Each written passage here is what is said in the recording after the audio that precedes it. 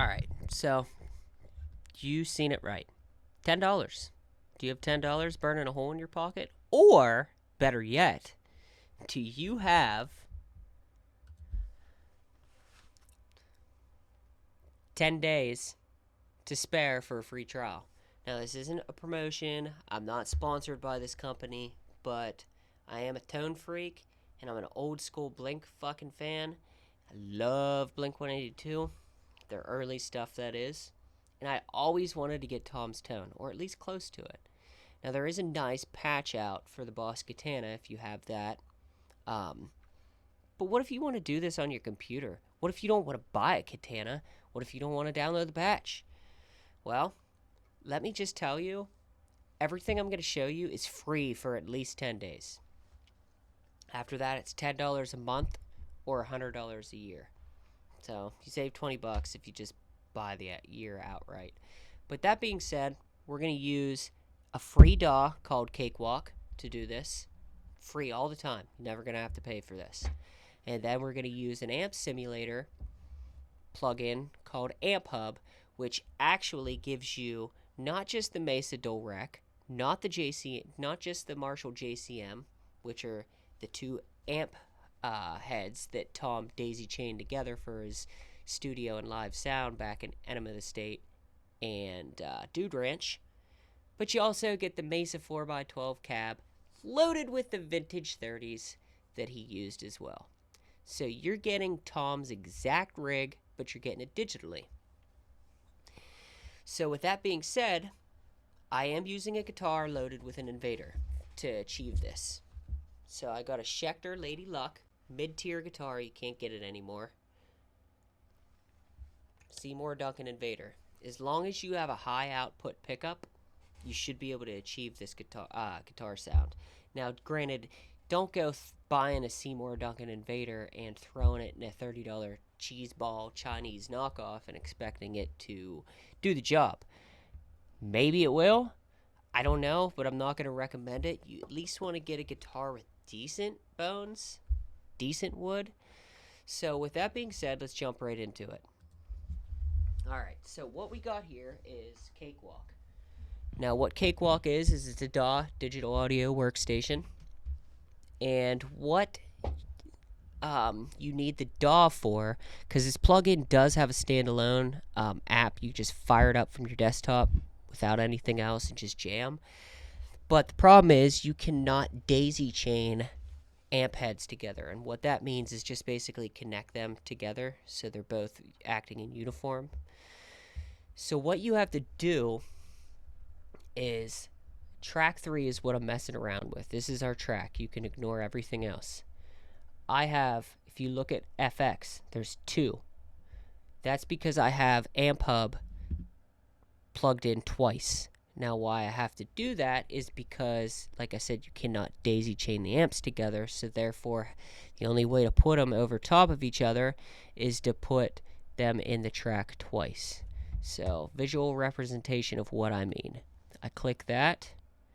There's my dual rec. And there are my cabinets. Right there, I got the vintage 30 mic'd up with a DYN 57 on both sides. And then I also have my JCM, which is the other head that Tom used.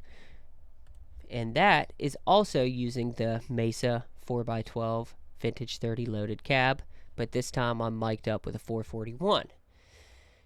No effects, nothing running in this. It's just the 2 amp heads and the cabinet. Now, with that being said, take note of these settings here. What Tom liked to do is he liked to crank the shit out of his JCM, and that's where all the volume, that's where all it's basically where all the volume came from. Like the preamp and the master needs to be cranked.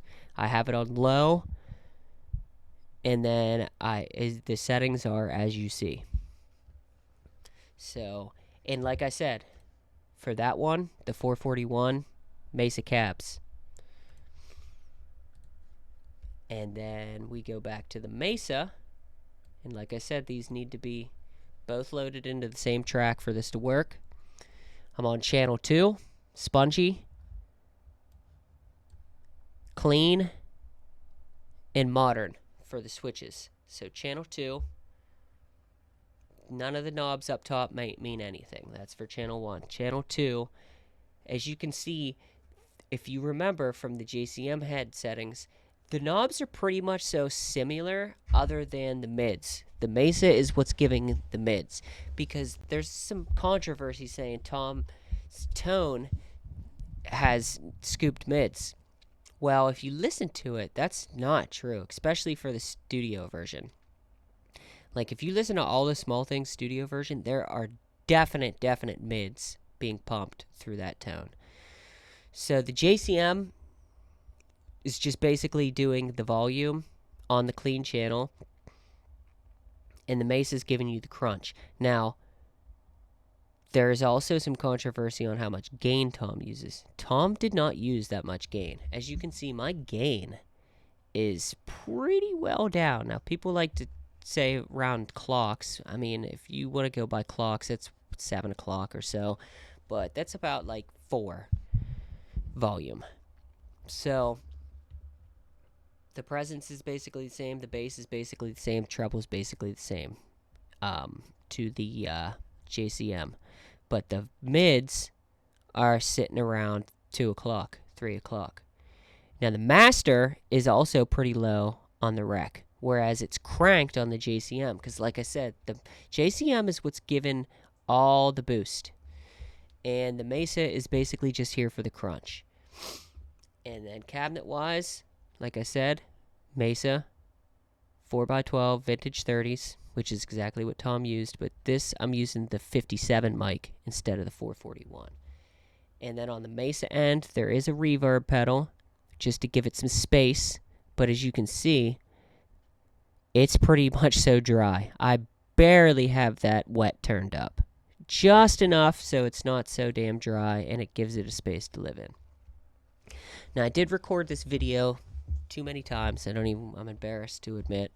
But for some reason, when I would record in OBS live,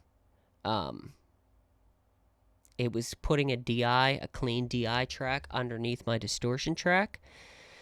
So when I would play, you would hear the sound that I'm going for, the tom tone, but you would also hear the clean track, just straight up clean guitar underneath of it. And that's no good, and I couldn't figure out how to get rid of that. So what I did instead to combat that is I just recorded a demo here, and I'm just going to play it, and hopefully that solves this issue. So just one more time here. Mesa's got the reverb pedal. It's got the 57 vintage 30 Mesa, and there are the settings, the bottom knobs. And then take note of the switches as well. Spongy, clean, modern. JCM. And then you can obviously pause this. There are the settings for that. Make sure you got it on the low input. 441 mic. Same cabinet combination. None of these dials I messed with. No effects for this. Gets good band. Alright, so here we go. I'm going to play you the demo, and you be the judge. I think I got pretty damn close to his live tone. Now, Jerry Finn obviously worked some hella magic to get the studio tones, but I do think it's pretty close to that as well. Now, if I wanted to go balls deep and, post-processing, maybe I could get the dimed, dead-on studio version, but, I mean, that's tough. That really is tough, because a lot of that has to do with post-processing. But the live sound is all that matters anyways, because that's what Tom used. If you're trying to go for his rig, then the live sound is what you should go for, because you will never be able to achieve that studio version unless you put in some serious time into the effects chain. And I don't even know, to be honest, if you can get that studio version with the effects chain, because like I said, that's all post-processing. That's him recording the guitars, double tracking, triple tracking them sometimes, and then putting the effects through them through that way. digitally.